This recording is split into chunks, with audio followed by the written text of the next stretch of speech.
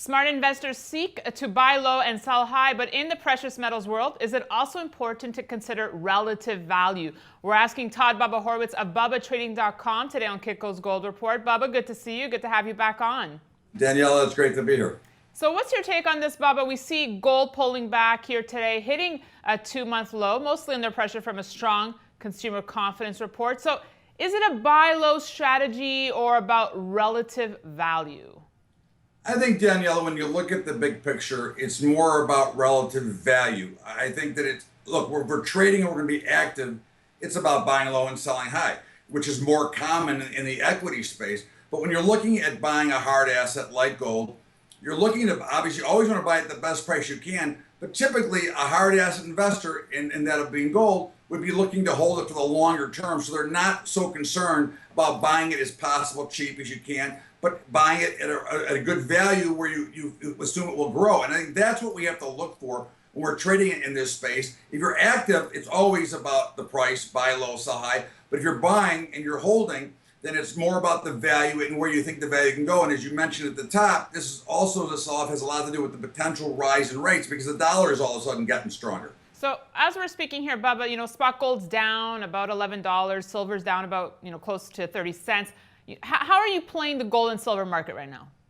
I think I think it's going to be very tricky here, Daniela. I think that, I do not believe the Fed is going to raise rates, and I don't think the street believes it yet. But if they raise, the dollar is going to skyrocket back over the dollar, and I think that will put a lot of pressure, which is why I think you're seeing a lot of pressure in gold and silver right now. Now, I'm looking to be a buyer. I think I'm going to look at the 1300 level. There's a chance we could test the lows, believe it or not, although I'm a buyer, and I think this is where it gets tricky. And to your original question, I think you want to be a buyer on the way down. You never want to commit your entire amount. You want to purchase all at one time. You want to look for it, buy a little bit. If it keeps going down, you can buy a little bit more. And worst comes to worst, you may have to pay more for it later. But that's how you want to play this. As it starts coming down to you, you want to start to nibble at it a little bit until we see it start to turn. So I think we're going to go higher, but we could see some pressure first before we turn around. And it's not just gold and silver. We have base metals down today. Energies are down. It seems to be a knee-jerk reaction to the dollar, as you suggest. But can we just expect more of the same until post-Labor Day here? Or, do we just need people back at their desks here, Bubba?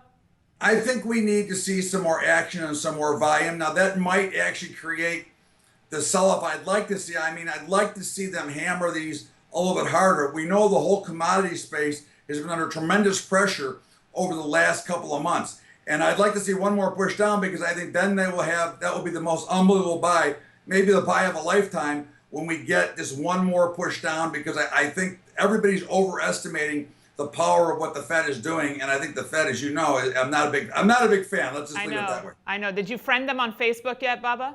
I'm going to friend them. Well, I'm going to friend them, then I'm going to reject them. I'm going to kick them out. All right. Always good speaking with you. Thanks so much, Bubba. We'll see you next week. Thanks, Daniela. We have Frank Holmes of U.S. Global Investors up next, so be sure to stay tuned. Thanks for watching.